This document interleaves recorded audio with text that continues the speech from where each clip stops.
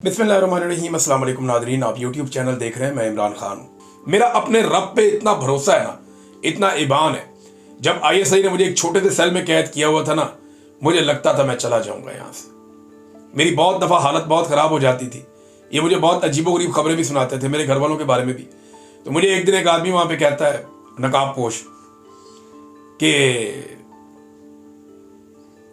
तुम यहाँ से नहीं जा पाओगे, यहीं सड़ोगे। ऐसे बोलता है, यहीं सड़ोगे। मैंने उसे कहा, जिस वक्त मेरे अल्लाह का हुक्म आएगा ना, मैं तुम सबके बीच में से गुजर के चला जाऊंगा। तो फिर उसने मुझे कहा कि तो फिर तुम इतना फड्डा क्यों करते हो यहाँ पे। मैं एक दो दफा अपना सर फाड़ लिया मैंने। मैं बहुत प्रोटेस्ट भी करता था, मेरा झगड़ा उनसे चलता था।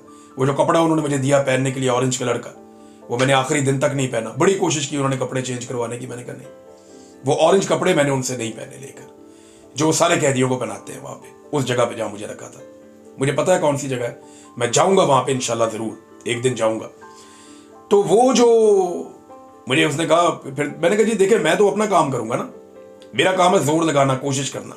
लेकिन जिस दिन मेरे रब का हुक्म हो जाएगा ना, मैं तुम सबके बीच में से गुजर के चला जाऊंगा। और फिर मैं आ गया। मुझे रब पे बड़ा भरोसा था, आज भी उतना ही भरोसा है, शायद उससे ज्यादा भरोसा है अपने रब पे। और ये रब हमें अकेला नहीं छोड़ेगा। आज करोड़ों लोगों ने दुआ की है। अल्लाह ताला का बड़ा शुक्र है, पाकिस्तानियों को अल्लाह ताला ने एक फतह दी है। पीएमएलएन ने नादरीन जो प्रोग्राम किया, बड़ी मेहनत की, बड़ी कोशिश की, इन्होंने बड़ा पैसा भी खर्च किया बेचारों ने। कुछ ओवरसीज पाकिस्तानी, उनका तो बहुत पैसा लग गया। आसिम मुनीर साहब तो नहीं आए, वो चले गए। उनके पास अच्छी रिपोर्ट्स नहीं थी कि पाकिस्तान तहरीक-ए-इंसाफ बहुत एहतजाज कर रही है। और तहरीक-ए-इंसाफ ने एहतजाज किसी सियासतदान के खिलाफ किया भी नहीं, या ओवरसीज पाकिस्तानियों ने जो एहतजाज किया वो किसी सियासतदान के खिलाफ नहीं किया। उन्होंने सिर्फ फील्ड मार्शल आसिम मुनीर साहब के खिलाफ एहतजाज किया।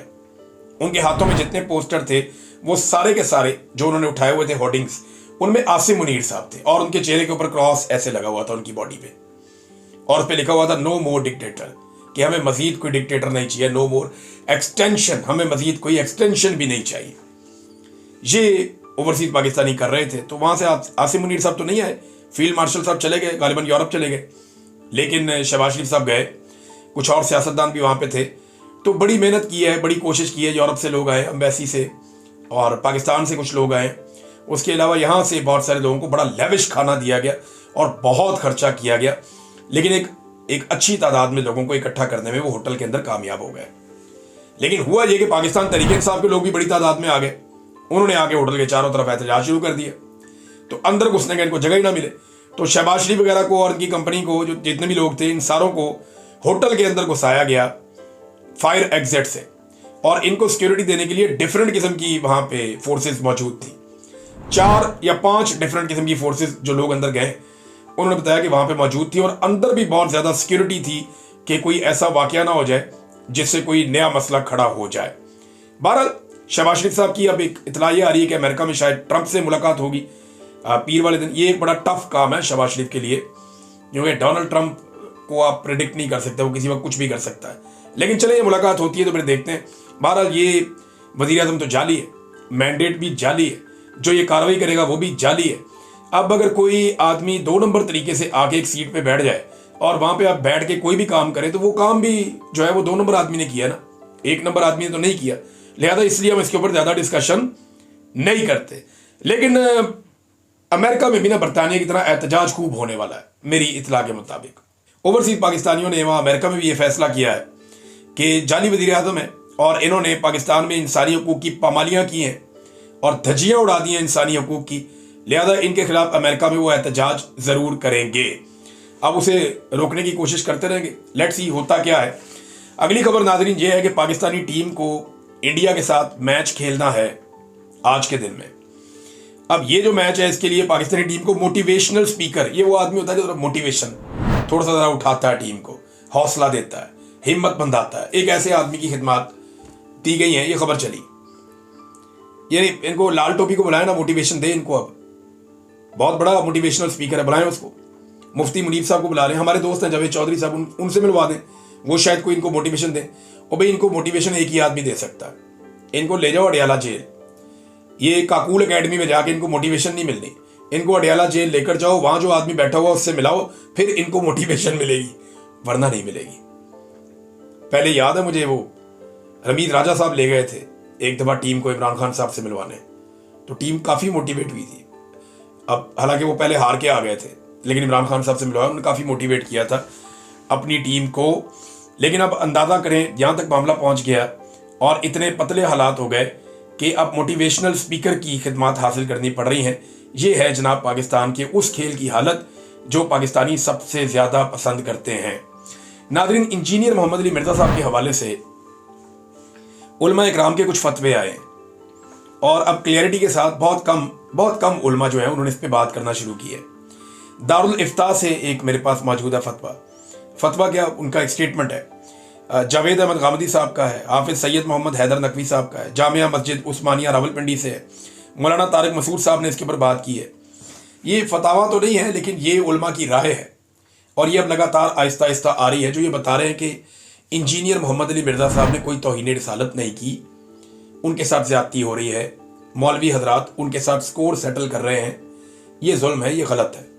कल को अगर ये उलमा इकराम सोचे अगर उनके साथ कोई ऐसे कर दे तो फिर जो इंजीनियर साहब ने बात की है वो किसी को भी पसंद नहीं आ सकती। लेकिन उन्होंने बताया कि ये बात किसी और ने की है, उन्होंने खुद से वो बात नहीं की। ये बार बार सारे लोग यही कह रहे हैं कि जो बातें अबू जहल ने की थी वो बातें भी तारीख की किताबों में लिखी हुई है ना।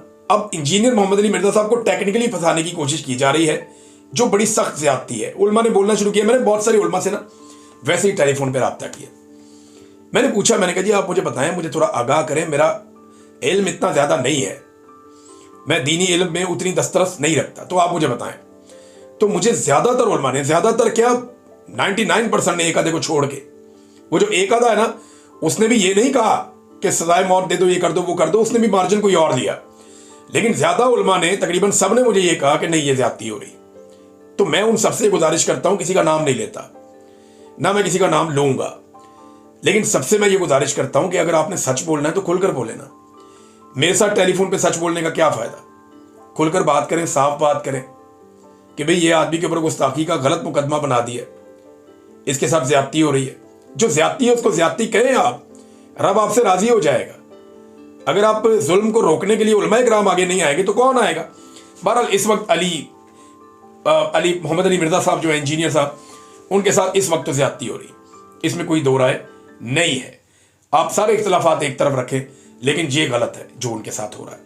नाज़रीन, चौधरी शुजात हुसैन साहब, ये बहुत बड़ी खबर थी, मैंने कहा मैं आपको खबर ज़रूर पहुंचाऊं, बड़ी दबंग खबर है और आज की मेरे ख्याल में सबसे तगड़ी खबर यही है कि चौधरी शुजात हुसैन साहब बॉडी बिल्डिंग फेडरेशन के चेयरमैन बना दिए गए।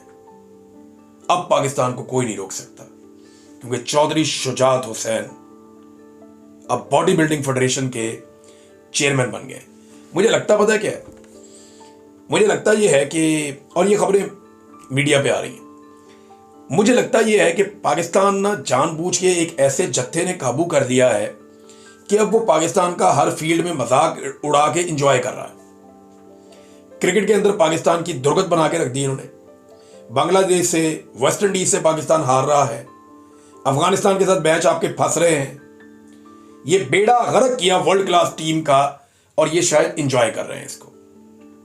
पीसीबी जितने खिलाड़ी बनाने हैं वो मोहसिन नकवी के बिल अदा कर रहा है, अंदाजा करें आप। उसके बाद अब बॉडी बिल्डिंग पाकिस्तान में बड़ा ये मकबूल खेल है, बहुत सारे नौजवान बॉडी बिल्डिंग करते हैं। तो उस फेडरेशन का, जिस बंदे की अपनी बॉडी खुद मूव नहीं कर सकता, वो जिसे अपनी बॉडी की मूवमेंट के लिए बहुत सारे सहारों की और मदद की ज़रूरत है, और अब से नहीं है, गुज़िश्ता चंद सालों से, अल्लाह ताला उन्हें सेहत अता फरमाए। मैं उनका मजाक नहीं उड़ा रहा, मैं बिल्कुल मजाक नहीं उड़ा रहा। मैं चौधरी शुजात हुसैन साहब का दिल से एहतराम करता हूँ चंद वजूहात की बिना पे।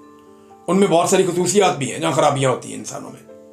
वो बड़े मिलनसार आदमी है, बहुत सारी और पॉजिटिव चीज़ें भी हैं उनमें। लेकिन यार आपने खेल के साथ क्या मजाक किया। मैं चौधरी साहब का मजाक नहीं उड़ा रहा, लेकिन जो आदमी अपनी बॉडी को कैरी नहीं कर पा रहा उसको अपने बॉडी बिल्डिंग फेडरेशन का सदर ही बना दिया आपने पकड़ के। ये क्या करना चाह रहे हैं पाकिस्तान के साथ, क्या बेड़ा गर्क आप पाकिस्तान के साथ करना चाह रहे हैं। हर शोबे में पाकिस्तान का ये मजाक उड़वा रहे हैं। ऐसा लगता है कि दुश्मनों ने चीज़ों पे कब्जा कर लिया है और अब वो पाकिस्तान से दुश्मनी निकाल रहे हैं, जो बज़ाहिर अब दिखाई देता है जैसा लग रहा है।